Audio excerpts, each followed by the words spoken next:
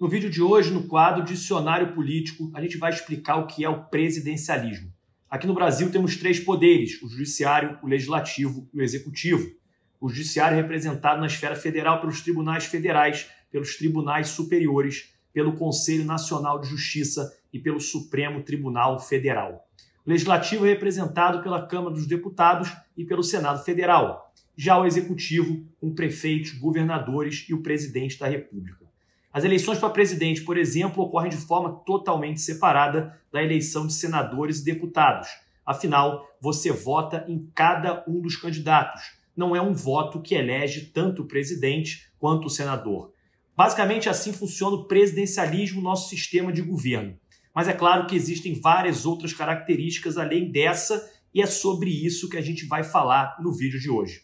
Como surgiu o sistema presidencialista? Quais são as vantagens e desvantagens? Como funciona em outros países do mundo? Eu sou Pedro Rodrigues, sejam bem-vindos ao Manual do Brasil.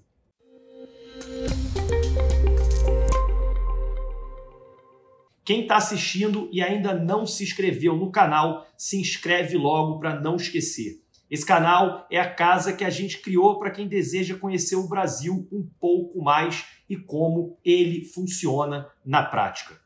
O presidencialismo nasceu junto da independência dos Estados Unidos no final do século XVIII, mas até mesmo antes da sua independência já haviam sementes do presidencialismo quando os Estados Unidos eram só um conjunto de colônias inglesas. Os colonos americanos escolhiam todo ano um governador que era como se fosse o representante do executivo daquele lugar. Esse governador atuava de modo completamente independente do corpo legislativo da colônia, algo inédito, já que a forma de parlamentarismo que estava se formando na Inglaterra na época forçava o executivo a depender do legislativo. Mas só dá para falar em presidencialismo de verdade após a independência americana, quando os Estados Unidos passaram a experimentar a democracia. No século XIX, o modelo de presidencialismo foi ganhando mais força à medida que as ex-colônias espanholas no continente americano, que foram ganhando independência, começaram a adotar o presidencialismo no modelo americano como modelo político também das suas nações. E até mesmo nós, aqui no Brasil, assim que acabou a monarquia e começou a república, o modelo que tomamos de república democrática foi o americano e mantivemos o sistema presidencialista desde então. Quer dizer, nem todo mundo se lembra, mas o Brasil teve um período da sua república que não foi presidencialismo, e sim um parlamentarismo. Um período breve, de 8 de setembro de 1961 a 24 de janeiro de 1963. Nessa época, o ex-presidente Jânio Quadros havia renunciado, e o Congresso e os militares estavam receosos quanto ao vice que assumiria, naquela época, João Goulart. A solução encontrada foi o parlamentarismo, que retirou poderes de Goulart e assim acumulou militares e políticos. Mas essa solução só durou até o plebiscito de 63, que pôs fim ao parlamentarismo e devolveu poderes para João Goulart, o que por sua vez aumentou as tensões do governo e levou ao golpe militar de 64. Mas afinal, o presidencialismo é o melhor sistema de governo para o Brasil?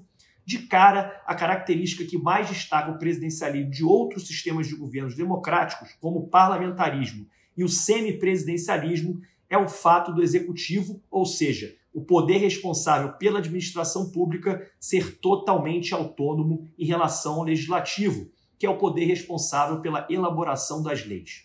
Isso significa, primeiro, que aqueles responsáveis pela elaboração das leis não devem ser os mesmos responsáveis pela administração pública. A princípio, faz sentido. O que vocês acham?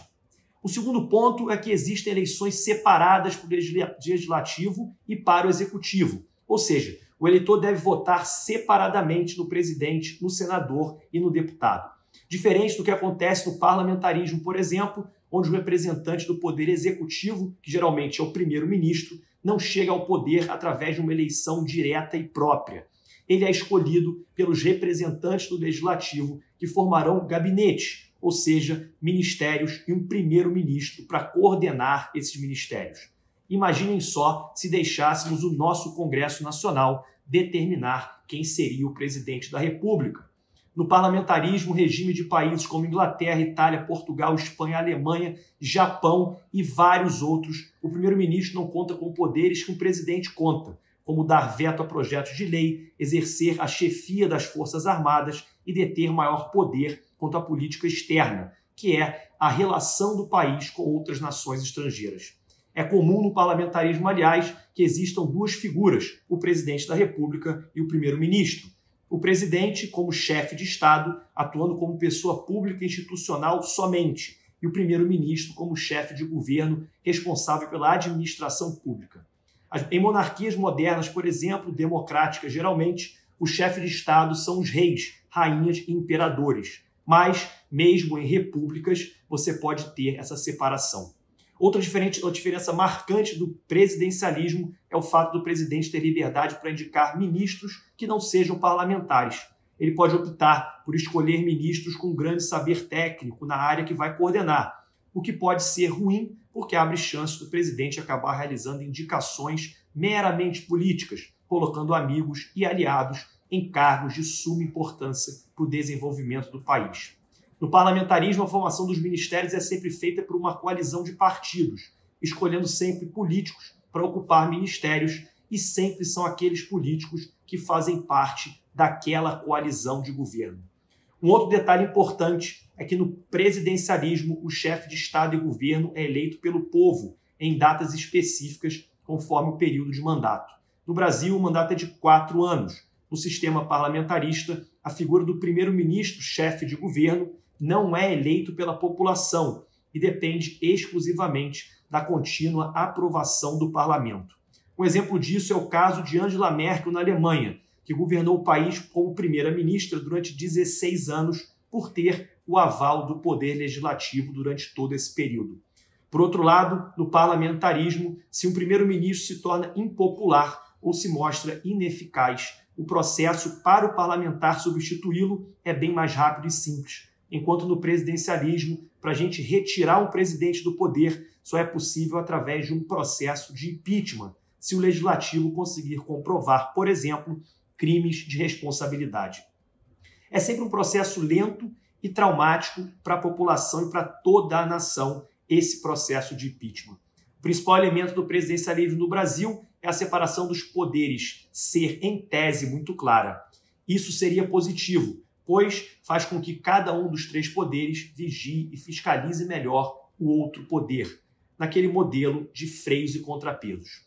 Em contrapartida, o sistema presidencialista também leva a maiores atritos entre os poderes, especialmente entre o legislativo e o executivo, o que pode, dentre outras coisas, causar uma maior lentidão para a aprovação de leis, mais espaço muitas vezes para corrupção e compra de voto através de emendas, como o orçamento secreto que a gente tanto conhece, ou até mesmo verdadeiras crises políticas.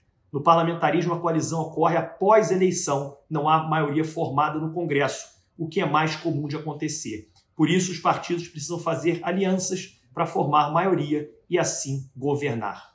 No sistema presidencialista, não há coalizão. O presidente que ganhou vai tocar seu projeto de governo e os parlamentares podem seguir esse projeto ou formar uma oposição, de forma bem simples. No nosso caso, é praticamente impossível o partido do presidente eleito ter maioria suficiente no Congresso para poder permitir que ele governe. Então, o presidente precisa e deve negociar cargos e até mesmo seu projeto de governo para obter apoio de mais partidos. O problema é que existem partidos demais no Congresso brasileiro, 23 na Câmara dos Deputados e 15 no Senado Federal. Ou seja, é muita gente para se negociar, muita gente representando muitos interesses diferentes e diversos. Enfim, esse foi o vídeo de hoje. Agora, contem pra gente o que vocês acharam. Acreditam que o Brasil estaria melhor ou menos pior com o parlamentarismo do que com o presidencialismo? Valeu e até o próximo vídeo.